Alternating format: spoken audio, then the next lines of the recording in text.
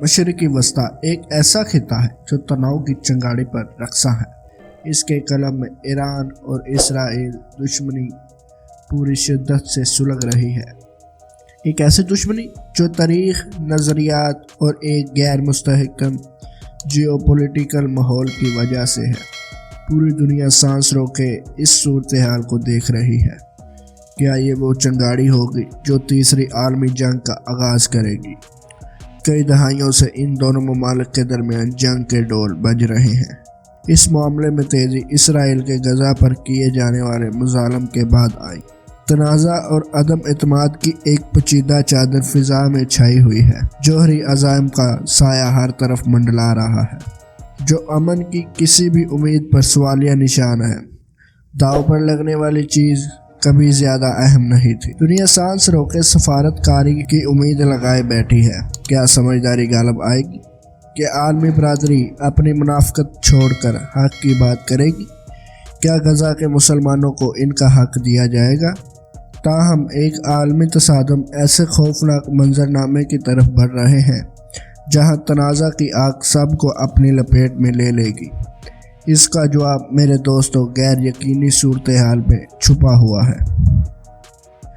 دوستوں، موجودہ صورتحال کو سمجھنے کے لیے ہمیں ماضی میں جھانکنا ہوگا۔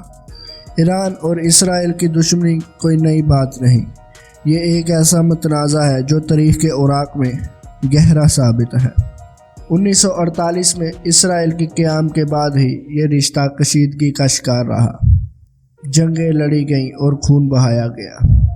1967 کی 6 روزہ جنگ، 1973 کی جنگ، ہر تنازع نے دشمنی کو مزید گہرا کیا ہے۔ ایسے زخم جھوڑے جو بڑھنے کو تیار نہیں۔ بالواسطہ جنگیں، خفیہ کارروائیاں اور لفظی جنگ نے یہ یقینی بنایا ہے کہ تنازع کی چنگاڑی کبھی بجھ نہ سکے۔ مشرقی وسطی اتحاد کا ایک اہم پیچیدہ جال ہے جس میں عالمی طاقتیں اس کے پیچیدہ داغوں کے ساتھ الجھی ہوئی ہیں۔ ایک طرف امریکہ خطے میں اپنے وفادار اتحادی اسرائیل کے ساتھ کھڑا ہے، دوسری طرف روس ایران کے ایک اہم حامی کے طور پر ابھرا ہے۔ یہ دشمنی اکثر بالواسطہ تنازعات کا باعث بنتی ہے، جس نے خطے کو مزید مستحکم کر دیا ہے۔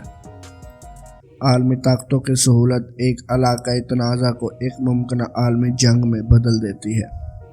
ایران اور اسرائیل کے درمیان کسی بھی قسم کی کشیدگی ان طاقتور ممالک کو آسانی سے جنگ میں گھسیٹ سکتی ہے، جس سے ایک علاقائی تنازع ایک عالمی جنگ میں تبدیل ہو سکتا ہے۔ دوستو، ایران اور اسرائیل کے درمیان جنگ کی ممکنہ نتائج خوفناک ہیں جو مشرقی وسطی میں بہت دور تک تباہی مچا سکتے ہیں۔ عالمی معیشت جو پہلے ہی نازک صورتحال کا شکار ہے، انتشار کا شکار ہو جائے گی۔ تیل کی قیمتوں میں بے شمار اضافہ ہوگا جو عالمی منڈیوں میں بڑی ہلچل مچا دے گا۔ انسانی لاگت ناقابل تصور ہو گئی، لاکھوں افراد بے گھر ہو جائیں گے، حفاظت کی تلاش میں اپنے گھروں سے فرار ہونے پر مجبور ہوں گے۔ ایک وسیع تر علاقائی جنگ کا خطرہ جو پڑوسی ممالک کو بھی اپنی لپیٹ میں لے گا اور عالمی طاقتوں کو اس میں گھسیٹ لینے کا ایک خوفناک امکان ہوگا۔ جوہری ہتھیاروں کے ممکنہ استعمال کو بھی نظر انداز نہیں کیا جا سکتا۔ یہ ایک ایسا خوفناک منظرنامہ ہے جو دنیا کو پریشان کیے ہوئے ہے۔ اس طرح کے عمل کے نتائج تباہ کن ہوں گے، جس سے وسیع پیمانے پر تباہی اور طویل مدتی ماحولیاتی نقصان ہوگا۔ دنیا اس وقت سانس روکے دیکھ رہی ہے۔